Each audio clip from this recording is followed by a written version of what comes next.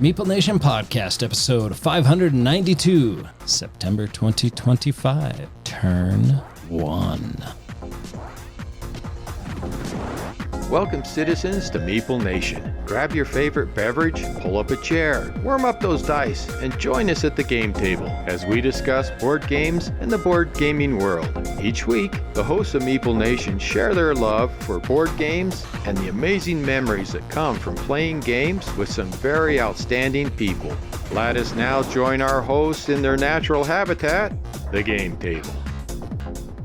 Welcome to Meeple Nation. I'm Andy Holliday. I'm Douglas Stewart. I'm Nathan Howard. And together we form the world's most okayest podcast. Sorry, I forgot. Yeah. I forgot, guys. Sorry. Most okayest podcast. Welcome. We would like for you to visit our website. We have links to all of our episodes. We have bios of each of the hosts and our host emeritus. We also have links to our Patreon page. We love our patrons. We thank our patrons for helping us improve the podcast, helping us get better equipment to improve your listening experience.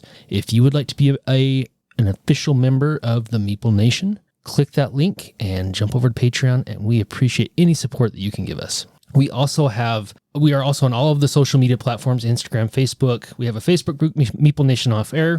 We would love for you to join that. We're also on X and Discord. And if you have any questions, we would love for you to reach out to us. Questions, comments, complaints, or just to say hello. Reach out to us at meeplenation@gmail.com. Drop us a line. Nathan's usually the one that's really good at answering the emails and looking at the emails. So it will probably be Nathan that answers back, but he usually shares those with all of us. So reach out to us. We'd love to hear from you. Fantastic. Well, the world's okayest podcast happens to be sponsored by the world's best sponsor. Indeed it does. GameToppersLLC.com. So go over and check them out. If you need a new table for your game room, if you need a mat for your game room, or to take to a convention, if you need some amazing peripherals, some gizmos and gadgets to add to your table, if you need some storage solutions, you name it, they've got something for you. So go check them out at GameToppersLLC.com. You won't be disappointed. I've never been disappointed. Me either. It's been great. All right. There's my arm peeling off the table, and it looks like it's highlight 30. Yeah, it's time already. It is. Who wants to go first? I'll go first. All right. Because I think I'm kind of in love with this little filler game that we got a chance to play the other day. This is a Rebel Studios game. It's quintessential filler. This is not going to be your mainstay game, right? We got a chance to play, and that's how I died. I just love that title. And the title is so good. And the setup is so good. You got through telling me what the setup was, and I was in before I even heard the rules explanation. You are the world's mightiest heroes, but you're also a little dead. So basically, you're playing as Vikings who have died. You're in Valhalla, and you're swapping stories about your life. And you're recanting the memories you have of your great deeds in life. And these stories are going to be told by playing 3 little cards in a row. It's a 3-card story. And you're just trying to score the most points with these little 3-card stories. There's some colors and suits and things for you to look at. And you have to watch out because some of the higher scoring stuff will also represent damage to you. And once you hit a certain damage threshold, you can no longer tell stories because at that point you're dead. You've taken on. That was the end of your story. That was the end of your story. You took too much damage and died. I love that. I love the setup. I love the gameplay. It's super fast and smooth. Everything about this just works really, really good. It kind of gave me that sort of like Fantasy Realms vibes where very you're much just playing fast and trying to manage your hand and just get the most points played out that you possibly can. It does have, just a little bit of take that, but I think it's a pleasant take that. The whole idea is like, somebody's telling stories about their life and it's like, well, I'm going to correct you. You don't remember that right. And you might be able to like swap a card with them or do something like that. But the game's just so fast and snappy. It's not the kind of take that makes you like, oh my gosh, you ruined, my whole strategy's up, it's not like that at all. You just, there's a little bit of that in there, but it's just fun. And this is like probably one of my new favorite little filler games. Yeah. Awesome. I thought it was great. Yeah. And that's how I died. Love that title. Such a great title. It really is. What you got, Andy?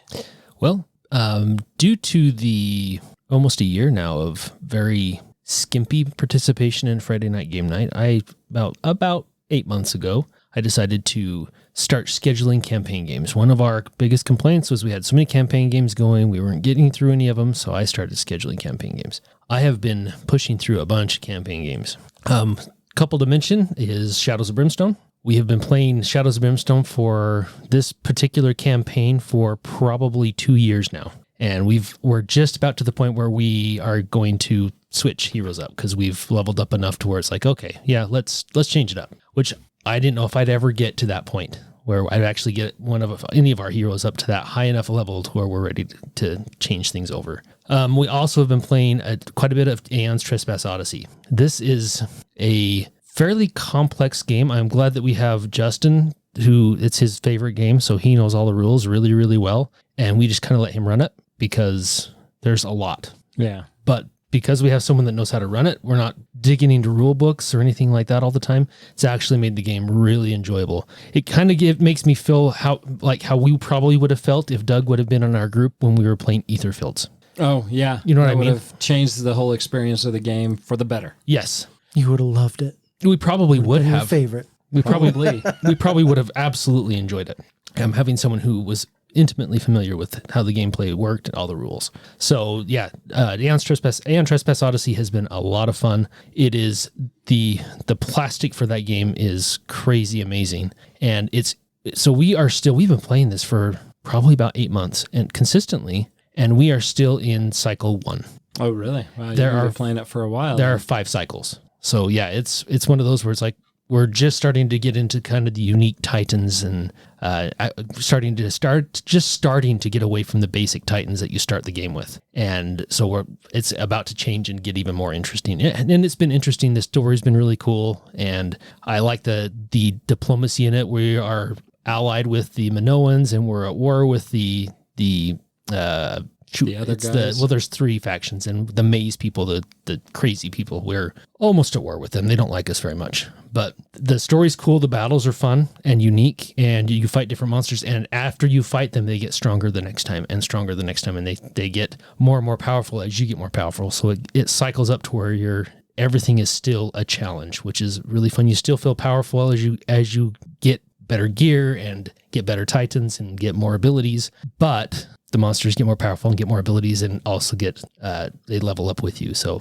you're not walking all over anything really in this game. It's pretty brutal, but we've had a lot of fun with that. And then finally, I've been playing a ton of D&D, which has been so much fun, and we've had some great times. In fact, just this last weekend, we played on Friday night and then on Saturday. So we were able to get through extra innings. We're playing. That was our Ravenloft campaign that we're in, and yeah, that one's been a lot of fun. Oh, good times. Well, some games fill up your tables with miniatures armies like Aeon's Trespass, Shadows of Brimstone, and they are massive game boards. And others, like the one I'm about to talk about, fill your heart with a sense of calm, quiet, satisfying challenge. If you're ready for a game that has a focus on strategy, but yet simple design, then you're ready to get lost in the beautiful world of Sagani. Okay, I was wondering when you were actually going to get to the name. Sagani, really? Yeah. Have you played Sagani, Douglas? Yeah, we played Sagani. Oh, that's right. You did. Yes. I like Sagani. Sounds like Doug Really? does too. Yeah. Why? Because it is that kind of surprises me. This is a game. Sagani has offered an offering from the renowned designer of Uwe Rosenberg, and I love his games like Patchwork and A Feast for Odin? A Feast for Odin. Sure. And this more leans towards similar to Patchwork than Feast of Odin, but I very it's on the much simpler like side. This is published by Feuerland Spiel and the Game Factory. The game is a true spiritual successor to his other abstract games, such as Patchwork and Baron Park. Not Baron Park. You don't think so? Baron Park wasn't Uwe Rosenberg. Baron Park was Phil Walker Harding. So go take ahead and that, take sir. that. Don't you invoke Sagani and Yeah. Baron Park in the same sentence. All right, I will change my ways. Sagani is a puzzle-like experience for 1 to 4 players, offering a tranquil yet thought-provoking journey that typically plays in 30 to 45 minutes, unless you run into some AP. Sometimes these abstract games do just that. So the components are top notch. You got some very nice colorful pieces, some square cardboard tiles. They're all shuffled up, put in a pile face down, and they all feature some beautiful artwork, representing different spirits and nature elements. You will find a stack of small wooden discs for each player, plus a fifth color for your penalty pile, which is a bummer. You want to try to stay away from those, but chances are you're gonna get some in your pool. The design is clean, elegant, and the focus on making the gameplay clear and intuitive. So, Douglas, you said that there was a sigh of frustration with Sagani. Yep. But what did you dislike so much about it? Okay, here's the thing. I wanted to like Sagani. And you are right, like from a components and gameplay standpoint. I mean, this is a pretty easy game. And as long as people aren't like over analyzing every tile on their turn, it plays pretty quick. It's fine. I actually would play it again. I'd at least give it another try. Here's my beef. All right. Okay. So this is a game all about making the most of what you have, right? Correct. So on your turn, you have like you're building a tableau of these little spirits or whatever, but in order to get them flipped over, you've got to match the resource colors. Okay.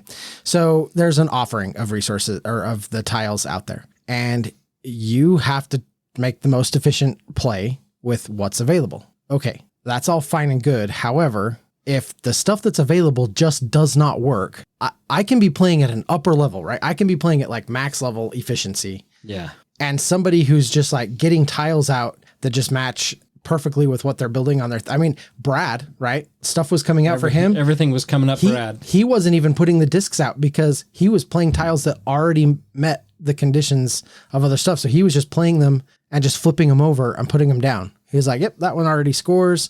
And then that moves this and this and this. And then that one scores. It was just like, cause it just fit with everything he had going on. And I think that's my issue with it is like, there was a little bit too much like luck when it came to what the offering is and what I can do with it. When you clearly see it just working like clockwork for somebody else, and then you're making the most efficient plays you can and really noodling it out and thinking it through. And it's like, yeah, there's no way I'm catching up to them. Like I got nothing. I got nothing. I'd be mad if Brad won too. So yeah, everything you say reminds me of patchwork and playing with my wife.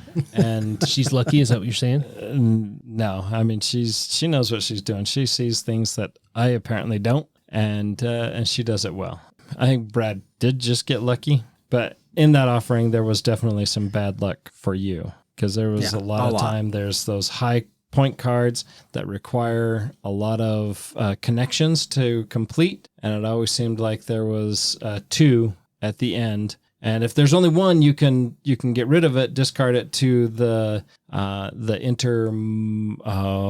totally John. Yeah, there's like a little discard area. Yeah, and once there's full, 4, you can do a draft. There's like a whole thing there. Yeah. But if you have 2 of those big 10-point tiles and you can't use either of them, that is kind of a bummer. And that seemed like that's what was coming up for you. A number of times when I had that option, it was like, do I want the big scoring orange spirit, or do I want to throw that away and grab the other big scoring orange spirit? That may have connections that you need. Yeah. Yep. No, all your points are very valid. That is the wide spectrum. This is a very much a tile placement game with and an engine building game where you're trying to match those connections up. But there are some elements that are a challenge. There are some elements that do canker your ability to be successful. But the point of this game is that players take turns drafting tiles from the shared supply, placing them into their personal tableau or into the public area that we talked about. And the tiles, they all have symbols on them, right? And the tiles represent the 4 elements. You have water, earth, fire, and air. Long ago, the 4 nations together lived in... Oh, wait, sorry, that's something else. But no heart. But no heart. No. This game is not making Captain Planet. It is not making Captain Planet, but it might make an airbender. Wow. So the game ends when somebody gets to the required points, and that depends on the number of people that are playing. I thought this was a great game. I thought it was an excellent abstract game, very much one that is on my shelf, and I'll play quite often. This is one that Cheryl loves, and so far it's not like Patchwork. I can win this one sometimes. Nice. So This one reminded me a lot, and you'll have to help me out. I can see it on the shelf over there, but I can't remember the name of it. What's the one where you're matching all the frames? Framework. Framework. Was that also a Rosenberg game? Let me look it up. I do not think so. It was. Was it? Oh my goodness, because it totally gave me Framework vibes. I like see Framework. that. Yeah. Yeah, I thought Framework was very good. Yeah. I would totally try this one again. I really felt stymied by the luck of what came out. Yeah. I didn't feel like I was able to generate like a good direction with stuff. But, also it could mean that maybe I just need to start with smaller things and not worry about, I don't know, like there's probably some emergent strategies there that I, need to explore and not judge it too quick after just one play. Yeah. So I'd play this one again. Yeah. Well, in your defense, both Brad and I had played it several times before. So Yeah. And that's a pretty good defense. You guys were picking on the new guy. All right. Imagine. Yeah. Just run, Nathan. I'm just you gonna just run go with it. Just Yeah. go with it. Imagine the humid air, the dense canopy overhead, and the symphony of life that thrives in the rainforest. Now, imagine capturing that experience into a board game. Let's journey deep into the jungle to explore a game that is vibrant and beautiful in its real-world inspiration. Let's get ready to discover the wild world of Hutan, life in the rainforest. Why do I feel like we're on an infomercial whenever know, Nathan... I was going for like the Discovery Channel. That was maybe it does sound more. Wait, like there's more. Wait, there's more. Or we need to get David Attenborough in here to There we go. start narrating Nathan's games. So, Hutan, Life in the Rainforest, is designed by Benjamin S. DeHoy and is published through Draco Ideas. This game is a solo area control game. What? Yeah, a solo area control game. I win. No, so it is an area control, but it's you have your own board. So everybody has their own board, and you're trying to manage the areas that you're controlling on your board because there's going to be cards that are dropped out, and those cards represent flowers of different colors, and so you're going to put those flowers onto your board, and once you place the flower on the board, it's going to give you negative points until you complete that region. And then once you complete that region, those negative points are going to become positive points. And then if you place a second flower onto a location that has a flower, that flower becomes a tree. It grows up into a mighty tree. That is definitely not how that works in real life. What are you talking about, Doug? I'm going to go home and Totally. plant some serious flowers tomorrow. You're going to get a mighty tree. You're going to get a forest? I'm going to try. And then Wow. if you complete a region with the second tree, instead of placing a tree, you can place an animal instead. That your section of that forest has attracted an animal. And once you attract an animal to an area, that means life grows all around it. And so it advances your area that you're trying to control, and it hampers you, it challenges you, and provides you with interesting decisions, because each region you place a flower in, each section of that region has to have the same color flower. If it doesn't, then you're going to stick with negative points. But if you're able to put the same colors in that region, then you're going to get the positive points. You can grow the trees, and in order to place an animal, that region all has to have the same color. So it's very simple to play, very simple to teach, very difficult to master. So this has this gives you similar feels as Sagani, but is very accessible, I think, but fun to challenge, right? It's a beginning game that you can teach it to anybody, but even us experienced gamers are going to enjoy the challenge that comes with this. Yeah, 1.95 on the complexity. Yeah. So And what's the overall rating on it? 7.0. So, 7.0. yeah, So not bad. not bad. So this is a great game. The theme is not just painted on. The theme is baked into the cake, like Doug likes to say.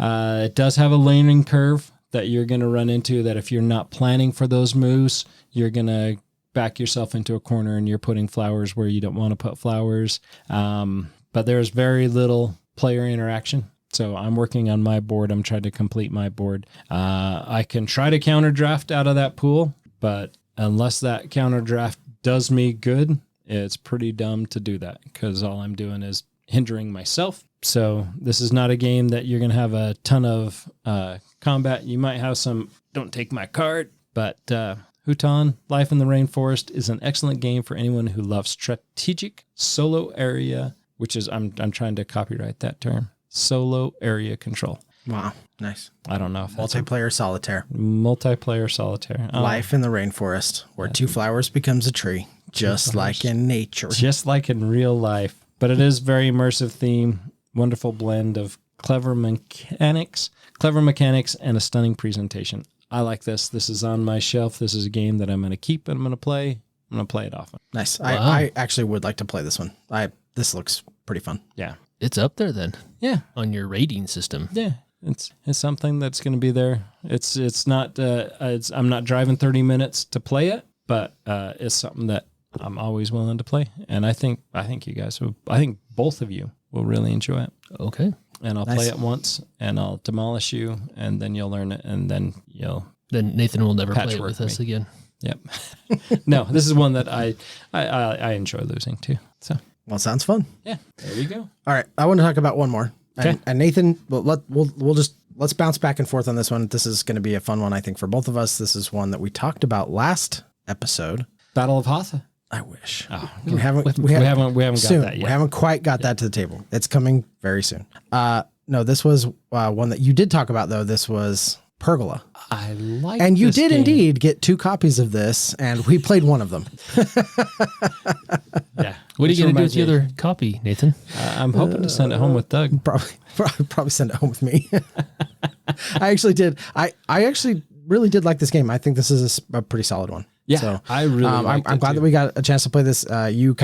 You touted it as having the kind of cozy garden vibes, and it definitely delivered on that. Yeah. And thematically, this is not just like a tacked on theme. The theme is very much built in, baked in, as we like to say. And the things that you're doing very much, are thematic and fun. Everybody's given sort of a garden board, and you're going to draw these little tools there's 4 of them, right? And each one corresponds to an action that you can take, and they sort of rotate through, and you just go around and you take a tool, you get the actions that are on the tool plus the action from the slot that tool came from, and you are planting hollyhocks and magnolias, and you are trying to get butterflies and ladybugs and bees. You can get your lavender built, and you're trying to attract dragonflies. You've got some lanterns that have that you can get and put on your board that give you some sort of it's sort of the mechanism of the game where you're going to take them and then you can sort of store that ability for a later use when it's maybe a little more efficient, and use that lantern to do an action. I really like that part. I like that there's sort of some forward thinking that you can do. It's got a lot of like end game scoring synergies, and it's very much the point salad game that you kind of touted it to be, right? I like this one. And I like the decisions, right? I won't go like into it fully, but like, for example, one of the things, like you've got the magnolias and you can build them like across the board, which gives you a lot of habitat for your Rule correction on that. Oh no, were we playing it wrong? We totally were playing it wrong, yeah. Oh no. Yeah, to build them out, you still have to start from 1 and go up, and then you can build them out. Okay. Well, now we need to play it again and play it right. For sure. But I still think the decision space, so it sounds like we need to correct that. But the decision space is still the same, right? Are you going to try to push them out like as far as you can? Yeah. Horizontally, right? So that you can create a lot of habitat for your ladybugs, which will score you synergistically. Or are you going to try to push them vertically high, right? So that you can get all those points for the individual stems of magnolia, or the height of the different magnolia stalks. Little things like that. It pushes you in different directions. They all kind of work that way. The hollyhocks and the butterflies synergize. You've got the bees and the buttercups, or you can go away from doing the buttercups and do the lavender. Or you can try to do the buttercups, and then you can use some special actions in the game to move them to the lavender, which is actually, I think, a really powerful way to play the game. So after 2 plays, which I lost both of them, but I had a great time playing. I'm hungry for a win on this. I'm hungry for that moment where it kind of clicks and I'm like, okay, here's a great like scoring combo. And I love it. And I love how easy it is to adjust it to different players by just simply adding different stacks of the tools, or removing them, as the case may be. The game's gorgeous. Played really well. This was this was a pleasant surprise for me. I really went into this not really thinking I was going to like it that much, or that it would just be kind of a simple, easy, maybe somewhat forgettable kind of experience. And I was really pleased with it. Yeah, I like the challenge of it. The scoring opportunities are vast and can grow considerably as the game builds, and you can focus on like one element. You can focus on your buttercups, your hollyhocks, your lavender, whatever you're going to focus on. But if you focus on just one thing, it is definitely not going to win you the game. You gotta diversify some, but diversify well. Yeah. At the same point. Yeah. So I was very pleased with Pergola. I thought that was a great pickup, and played it with Cheryl. We got together and played with Lydia and Cheryl, Yeah, and it was both fun. of them very much enjoyed that. Yep. So yeah, that was a great pickup for sure, and it's rather convenient. I had 2 copies. See, sometimes it pays, Andy. Sometimes it pays. So have you, going back to Patchwork a little bit, this is kind of along the same lines. Do you not play your copy of Patchwork? Have you ever played your copy of Patchwork? Yeah. I have the new 10th anniversary edition. I haven't played yet, but Oh, okay. you're looking at it on the shelf over there. Is that what because it's over my shoulder here somewhere. Oh, yeah, right there. So you always talk about playing it online. Yeah, we do play it online, but we've played it. Is it only a 2-player game? I've never Yes, played it is only a 2-player game. Okay. Do you want to try it? Yeah. I'll send it home with you. Okay. Which one? Patchwork. Patchwork. You've never played Patchwork? I have never played Patchwork. Are you for real? Yeah. Really? Mm-hmm. Patchwork's great. I think Sabrina will actually quite like it. I don't think she'll say, what's the phrase? It's different. It's That's different. She'll say it's interesting. That's Yeah. interesting. Interesting would be great. Oh, yeah, that'd be awesome. Okay, I'm shooting for an interesting. Yeah. So Yeah. I'll hand it out, and you'll have to return and report. Okay, sounds good. Yeah, I really like Patchwork. Patchwork's great. And I think both of us just picked up that 10th anniversary edition. Love that. Really, really good edition of the game. It's super cool. I like it. Glad one of you knows. All right. How about, is that all of our highlights? Yeah, I think so. I think so. Yeah. Let's go on to some news out there. What's out there? What's got your interest? What's caught your eye? Oh, something has caught my eye. So, Yeah. something very important. Yeah. Just like everything else in the game is very important. Go on. And you don't want to miss out. So, Galaxy Trucker Oh, I'm excited for this. has come out with a new expansion this year. Galaxy Trucker Do What? I love the title. I do too. It so fits the theme of Galaxy Trucker. This is a game. Go on. Let's stop interrupting you. So the premise of this, I'll just read this because it's great. So, are you a fearless trailblazer or perhaps a complete daredevil? If so, Corp Incorporated, which I love that, invites you to do what? More trucking. In Galaxy Trucker, Do What? You'll get a chance to undertake missions that might quite literally blow your mind. Escort aliens with special powers, build crazy ships beyond human imagination, place bets, and laugh in the face of danger. Win the annual Transgalactic Trek, the most prestigious trucking achievement in the known universe, and join Club Gold, or at least cross the finish line on a toilet seat, but alive. If hauling bombastic or suspiciously glowing cargo isn't wild enough, take it up a notch with some supercards. After all, what's a galactic mission without a good old meteor shower, huh? We all know how important connections are in life. On your adventures, you'll meet many high-profile VIPs and even have the opportunity to earn some serious cash by becoming their space taxi driver. Some of the prominent passengers just want to have fun, even if it means smuggling goods in pipes, boosting weapons, or flying away with part of your ship. P.S. Having quality life insurance is highly recommended, just in case. Just in case. Galaxy Trucker Do What is the second expansion of the new edition of Galaxy Trucker, and it's offering even more opportunities to gain riches, new ways to destroy your rundown ship, and this expansion features 2 big modules for seasoned truckers, and so it's going to be the missions and the VIP astronauts, as well as a turn-based mode for those who really get anxious, with which I would probably never play and never use, but there are some in our friend group that don't like this game because of the chaos.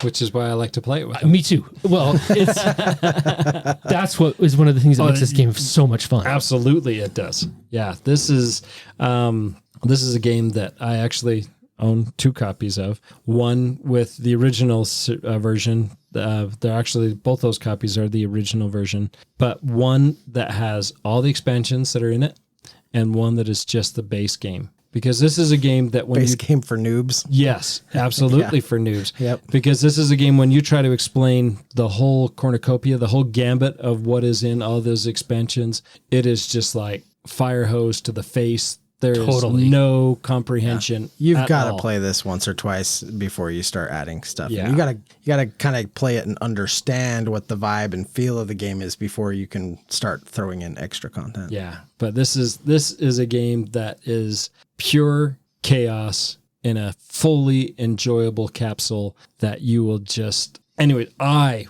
just enjoy. I love this game. I do too. It is so fun. I've only played it once, and I totally want to play it again. We need to get this out more. Absolutely. So I haven't played any of that expansion stuff, so that'd be great. And this expansion is giving me some very serious, like, Clank Legacy Acquisitions Incorporated vibes. That whole, hey, Corp Incorporated, inviting you to take a trek and make sure you've got that life insurance. It's that double gun, kind of vibe going on. That it's like, I dig that a lot. That's really cool. And the rule book was by far the most enjoyable rule book that I ever read, because the whole rule book is like that. Like, it's telling you want to get boosters, you want to get as many boosters as you can. You want lasers, you want to get as many lasers as you can. You want cargo, you want to get as much cargo as you can. Everything, you want to get as much of that as you can. It is very important. You get as much as you can. And but if you get too much of one thing, then if you have no cargo space, that might be great if you finish first, but somebody who's struggling in last but has a ton of cargo, there's a benefit to that. This is an AP person with AP. It's their nightmare. Oh yeah, it really is. Yeah, for sure. When you're building your ship, oh man. Yeah, because there is no time for AP. No, there's not. It's great though. I love this game. Yeah, it is a great game. That's awesome. Well, I'm going to go back to my smooth talking dialogue here. All right. Turn on that easy listening, Nathan. No, that's kind of more peppy. What does elevator music have to do with anything? What are we doing here? Just wait. There's more. There's more. Step into the world of a vibrant feathers and cooperative strategy with Perch. A delightful and charming game. In this game, you and your friends will work together to create the most beautiful and high-scoring bird perch imaginable. And I can imagine quite a bit. It's a collaborative puzzle where every card you play helps build a shared masterpiece. Masterpiece? How about a masterpiece? How about a master perch? How about a master perch? Wow, there you go. Perch is a perfect game for anyone who loves bird watching, Lydia, cooperative play, me, and satisfying strategic challenge, also me. All fits in this small little box. So this game, Perch, is a cooperative game, 1 to 4 players. We're quick play time of just 15 to 20 minutes. So this is a boom, in and out game. This is a game that revolves around cooperative card drafting, tableau building. Each turn, you're going to draft cards from your hand and play it to the shared tableau, which represents the perch. Your goal is to arrange the cards and create sets and meet specific scoring conditions. The game is not about winning against each other. Instead, players are playing together, thus cooperative. The battle cards introduce clever new twists facing players who need to adapt to find creative ways to overcome the sudden obstacles. Oh, I smashed my finger. These cards ensure a way that no 2 games are the same. I don't know if that's a mechanic or not. Okay. That usually interrupts most of my construction. I was a little confused because I'm looking at different animals. I'm assuming those were but then you smashed your finger, so. Well, I'm building a perch. Okay. Smashed it with a hammer. I've done that before. Have you? Anyways, Perch stands out as a simple yet beautiful style game with high quality cards. The theme is gentle and inviting. Makes the game accessible to players of all ages and skill levels. Its small, simple size makes it easy to bring along wherever you go. I like the playtime. Yeah, I do too, especially as something simple theme. I mean, this is no Pergola, but it does. There's a lot of these nature themed games. Not that building a perch. I mean, it is in nature, in the nature of your backyard. But I guess so is Pergola. So I don't know where I was going with that analogy or comparison. But I do like the time frame, and I think this is going to be a simple game that I'm going to get. I'm going to try to get my wife to play, and Lydia, definitely a birder, is going to have an interest in this as well. So yeah, this will be interesting. We'll definitely have to get this to the table, and especially with her. yeah, Definitely. Plus, you get to stack your birds, which is cool. yeah, it's better than Wingspan. I did it. Wow. Throw that gauntlet All up there. right. Wow. Okay. Well, I haven't played it, so I can't definitively say that you're wrong, but I have a feeling you're probably wrong. I don't think so. Well, after you talking about all these cute little forest games and bird games. I've been and on a kick being all lately, haven't I? Yeah, being all cozy with your choices and stuff. I feel like I need to jump in with like Kingdom Death Monster or something like that. But instead, I'm going to talk about Forest Shuffle. Oh, okay. Okay. Bring on the nature theme. Yeah. I wanted to talk about this because we're getting pretty close to this exploration expansion coming out. And I'm always more excited about cards for Forest Shuffle. I really like Forest Shuffle. It's a great game. It's one that I've kind of fallen in love with. I was reading a little bit more about this exploration expansion, and I'm not totally sure how I feel about it anymore. One of the big things this does is it introduces the Automa with challenges. So if you feel like playing this solo and you want an Automa to play against, then this is definitely an expansion you should pick up. It does add asymmetrical cave cards, which I do think is very cool. So that alone would probably be reason enough for me to pick it up just for that. So I think that's cool. It also adds some rare species from around the world. These are cards that have already been available as promos, but they've packaged them into this exploration expansion. So I don't know that I care too much about those promo cards. Like I wouldn't have gone and tracked them all down, but if they're being packaged in with this and sold as a unit, yeah, it's probably worth picking up, but I don't know.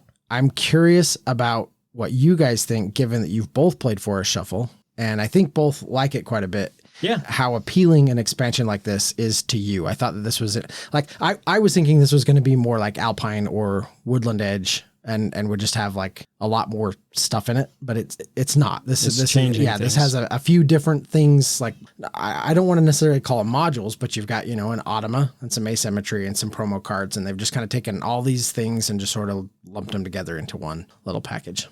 I have both excitement and concern for it. I really like Forest Shuffle, and I enjoy playing it. I don't enjoy playing it with Richie because Richie always whoops my behind like he knows what he's doing, because he does. Yeah. Well, he and Dave are obsessed with this game. Yeah.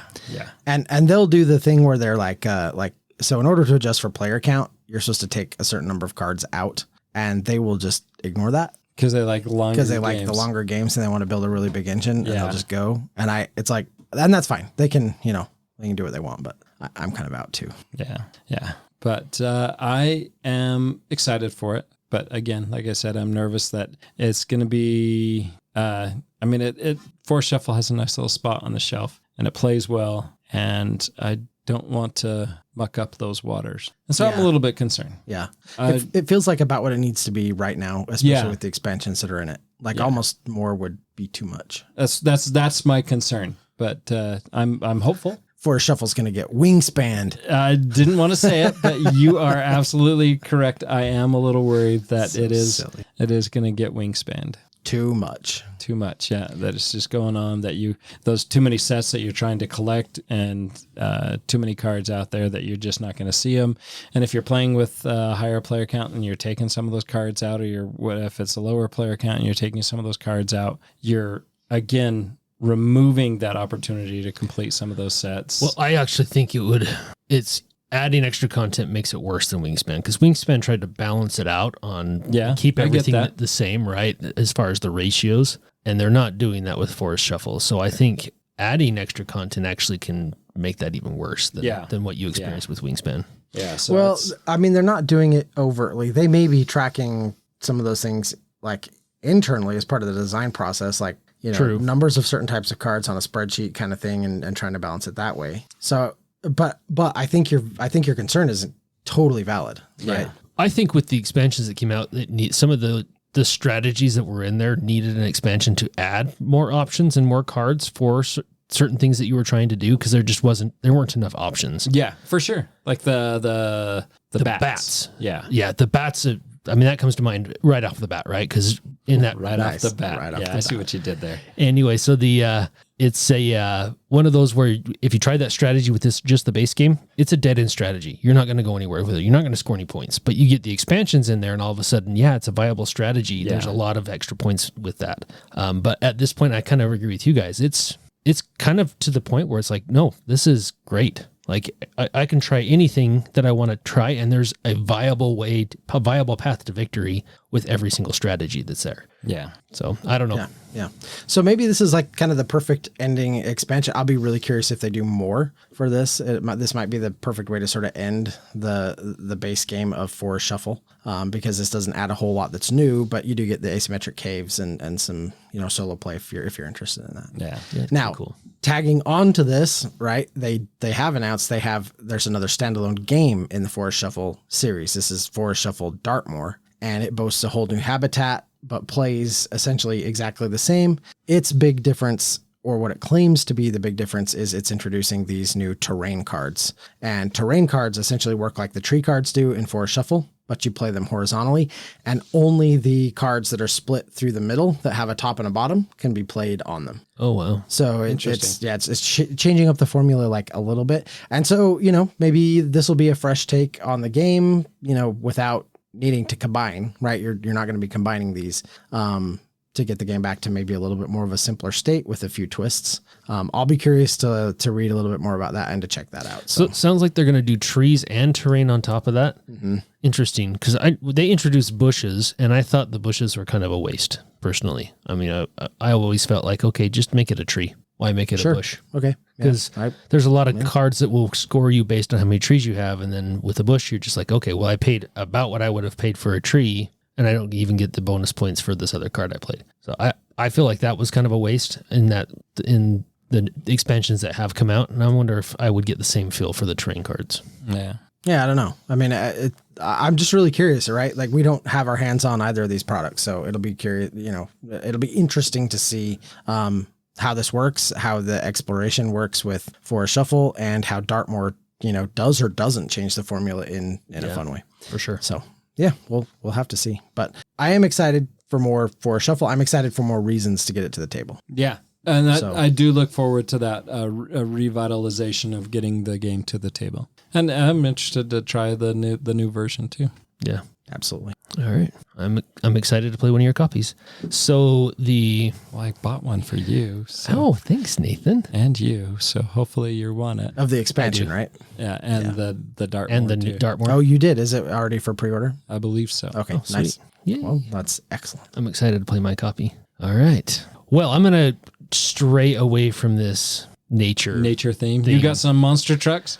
No, not monster trucks. I've got ancient Greece and kind of a tower defense defending the city from invaders game. Okay. So interested. I've always wanted to get a really good tower defense game to the table. We'll see. We'll see what this how good this is. So it does look interesting. So the game is called Thebai, and the premise is the king, the blind old king, Oedipus, has died, and his sons have taken over his kingdom on two separate cities, and as power seems to do quite often, power corrupts. So now these two brothers are at war. We happen to be nobles in one of those cities, and we have been charged with defending against the other brothers' armies that have been invading, and we are charged with defending the 7 gates. On top of that, the famous citadel of Thebes, the Cadmea, lies in disarray, and it is our job to rebuild, while we're defending the city, rebuild the Cadmea as well. So the game lasts, it lasts for 10 rounds, and each round is divided up into an action phase and a fate phase. During the action phase, players will use 1 citizen die and then move their Archon on the Cadmea. And then during the fate phase, players will get additional scoring opportunities, and depending on their accomplishments and for protecting the city gates, they will score points. And then after final scoring, it's just whoever has the most points wins. So it doesn't seem like it's highly complicated just based on the description here. But it does, you're going to get rewarded for rebuilding the city. You're going to get rewarded for defending the city. So there's an economic aspect to it. There's city building, there's dice. And there's going to be events that come up during the round. This has grid movement, matching. So there's a lot of different mechanics in this game. There's variable setup, which is cool. So it's hopefully will keep the game fresh, and some worker placement in as dice workers. As I said, you're going to place your worker during the action phase. You know what element is missing out there that I totally thought was going to be on there? What's that? Area control. I know, right? And through your description, I was totally getting ready to say, well, you're not going to play this because this is area control. And it totally is not. It is not. So it's a race. It is a race, and you're trying to do the best, being the best defender and being the best at helping rebuild the city. Yeah. So it's interesting. Hopefully it's good. It'll be interesting to see what the ratings come out looking like on BGG. But I do love Greek mythology, so that's kind of what drew me to looking into this game. It's a kind of a midweight game. It's a 3.0, and it takes 90 to 150 minutes playtime. So not one I'm playing with Brad. Probably not. It's best at 1 to 3. So it's interesting. So 1 to 4 players, best at 1 to 3. Oh, really? It is. That number 4 just breaks the game. Apparently, it's Brad. It's Brad. Brad's number 4, isn't he? Wow. I won't tell Brad. Sorry, Brad. Anyway, so that's Thebai. Excellent. Yeah, and I was noticing too that this is a David Turtsey game, and he's done some good stuff. Some people really like his stuff. Anachrony, Voidfall, Nucleum, the Imperium games, Tekenyu, and a whole host of others. Yeah, so. Dice Settlers. Yeah, Voidfall. That's a game we need to get back to the table again. Someday. Yeah. Maybe. I do like Voidfall. I thought it was good. We need to take the training wheels off of it, though. Yeah, for sure. Play it for realsies. All right. Do you have anything else, Douglas? I had one more that I wanted to just throw out there. I noticed that they announced The Lord of the Rings, The Two Towers trick-taking game. Yeah. I'm pretty excited for this one, which too. is just slightly less of a mouthful than The Lord of the Rings, The Fellowship of the Ring trick-taking game. But still almost as long. Almost as long, but not quite. Yeah, continuation of the same story. The big thing is this really makes me want to go back and play the first one because we had started it and just never finished it. We actually had really fun game night where we were all at Grey Knight Games, kind of a local friendly game store here by us. And we were playing games in the back room, and Nathan and I sat down and started playing through this. And it was really fun. As far as trick-taking games go, had a great time with this. And a lot to kind of noodle out and think about. It was, I am not a trick taker per se. In fact, I generally speaking don't like a lot of trick taking games, but this was one that really worked. Yeah. And worked well. Yeah. Because it had a story that went with it too. Yeah. Yeah. And told that story. So I would imagine that we'll be seeing The Lord of the Rings, The Return of the King, the trick taking game coming soon as well. And then The Hobbit. Yeah. And then the Silmarillion. Yeah. And then the dual version. I do wonder. So the one thing I will say, I do wonder how this game will differentiate itself from the first one. Yeah. Because it's great that it has the story, but if it's more of just exactly the same, but they're just telling the Two Towers story as opposed to the Fellowship, then I'm a little bit less interested in that. I do want the game to evolve, right? Yeah, for sure. It's great that it wants to tell this story, but also the mechanisms and stuff need to evolve too. Yeah. All right, I'm going to squeeze one last one in here. Well, this one has elevator music, so I don't know how the theme to put into this. Nathan. Oh my goodness. But get ready for a quick, thrilling ride of wits and predictions. With Up and Down, a clever card game that combines simple rules with surprising depth. In this game, your goal is to correctly predict whether the next card drawn from the deck will be either higher or lower than the last. But it's not just about luck. You'll need to know when to bet big, when to play it safe, and I slurred there because when to play it safe. I keep wanting to know when to hold them, know when to fold them, and when to bluff your way to victory, and know when to walk away. Count your money. Count your money. You're sitting at the table. Yeah, never count your money while you're sitting at the table. What did you say the name of this game was? Up and Down. Up and Down? Is this the old 2017 Up and Down? Is there a new one? I sure hope it's not This was designed by Kenny Rogers, right? No. I mean, yes. Who designed this game? is totally, maybe it's up or down.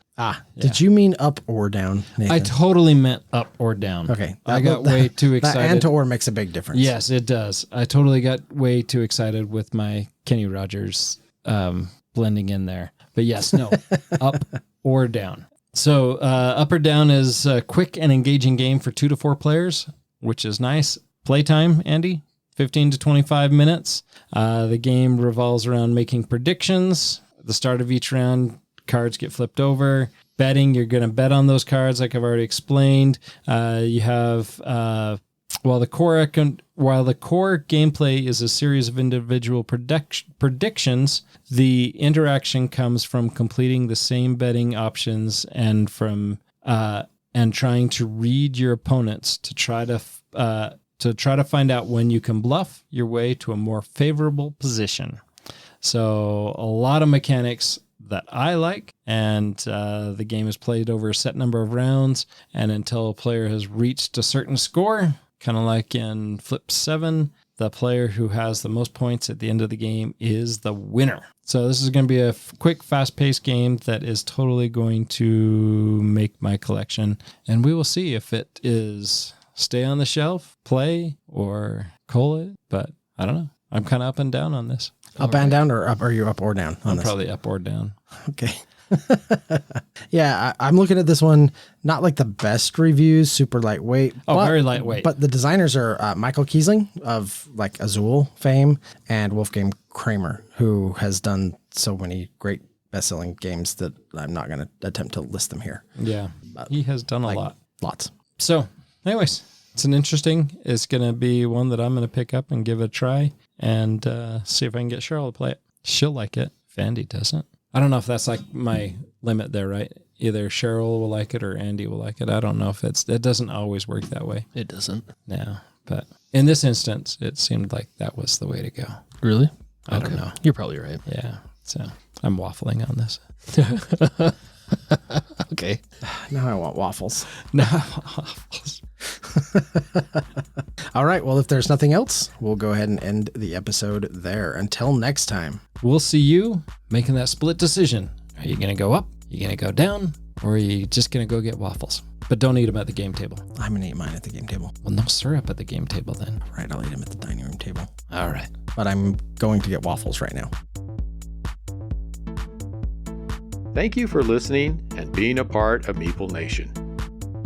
If you would be so kind as to follow, subscribe, share, and rate or review this podcast, it really helps to spread the fun. You can be more involved in supporting the podcast by joining the nation at patreon.com/Meeple Nation, or you can find a link at the top of our webpage, meeplenation.com. And while you're there, look at all our extra content. There are links to all our past episodes, a wide variety of blogs, pictures from our Instagram feed, and bios for all the hosts and our awesome bloggers. Follow us on Twitter, Instagram, and Facebook, all under Meeple Nation. If you would like to chat with the hosts or other members of the nation, you can join our Facebook group, Meeple Nation Off Air. We hope to see you again at a game night, a con, or maybe a suspense-driven evening of werewolf. Thank you for listening and supporting Meeple Nation, and stay tuned for next week's episode. Thank you so much for listening. We very much want to thank our patrons who help keep the podcast running. I personally want to thank my co-hosts for all the help they provide with both content here on the podcast, in addition to what we have available on our website. Without them, the podcast would not happen. If you too would like to support the podcast, you can join the nation at patreon.com/Meeple_Nation. Or you can find a link to Patreon at the top of our webpage, meeplenation.com. If you have any questions, comments, or games you feel should be on our radar, you can always reach us at meeplenation@gmail.com. We can't wait to hear from you. I am grateful to Doug and Andy who helped me edit episodes, and I want to thank James and Kim Clark who do the editing on our blogs and on our webpage, which can be found at meeplenation.com. We want to thank Brain Detergent for our music. If you want to find more from him, you can follow his links that can be found on our webpage, or simply search for Brain Detergent on YouTube to find more of his tracks. Thank you again for listening and being part of the Meeple Nation community.